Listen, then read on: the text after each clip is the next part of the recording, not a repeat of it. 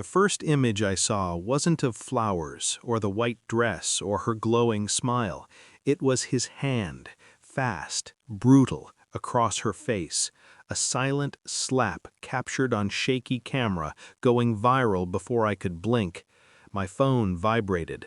Mother's name flashed. "Please, you have to help me," she whispered, trembling. I smiled, calm, cold, because I had been waiting for this moment.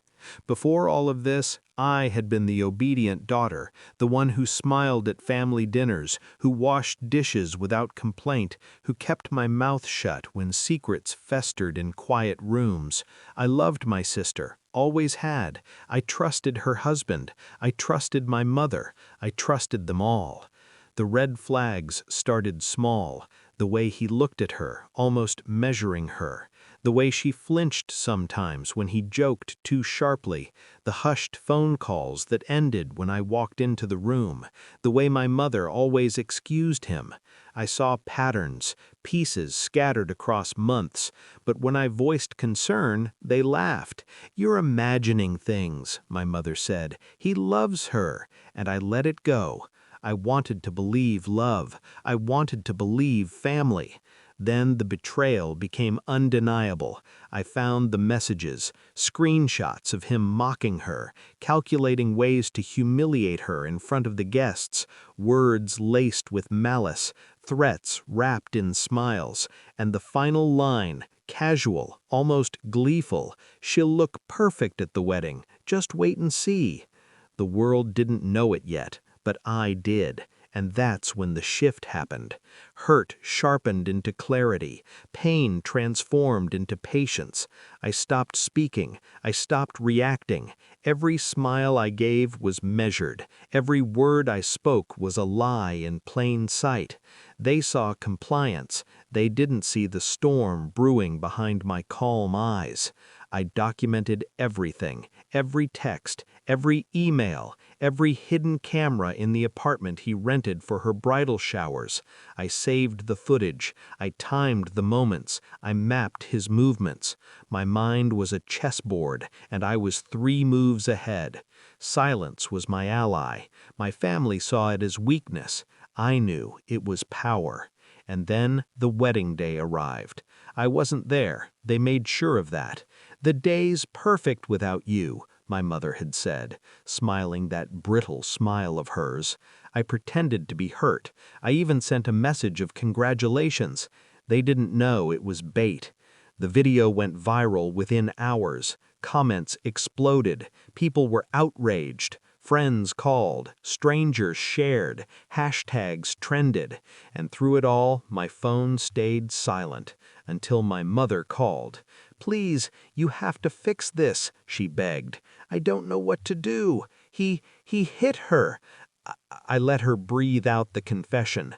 I let the tears, the panic, the fear fill the space. Then I spoke, calm, controlled.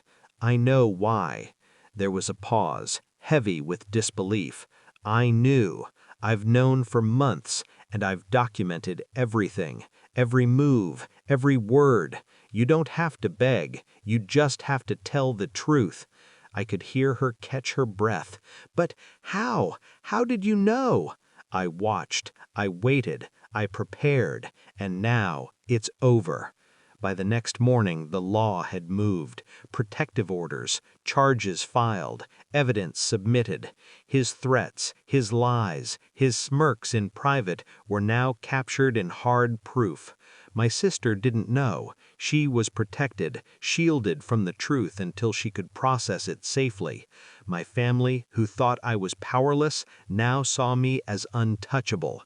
I watched the chaos unfold from my apartment, my coffee untouched, my hands steady. Mother tried to call again, apologizing, crying. I didn't answer. I didn't need to.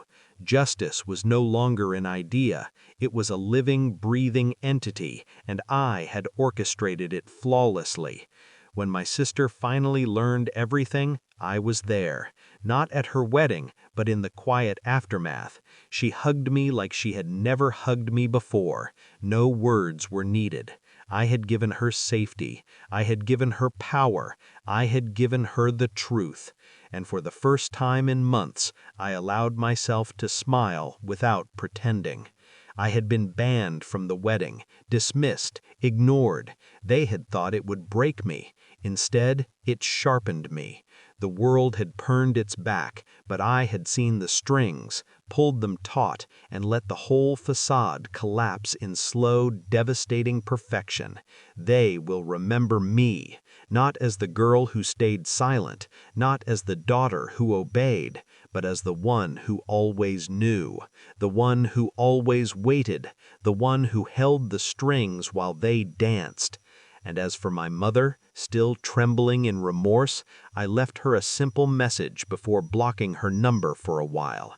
The day was perfect, just not the way you imagined.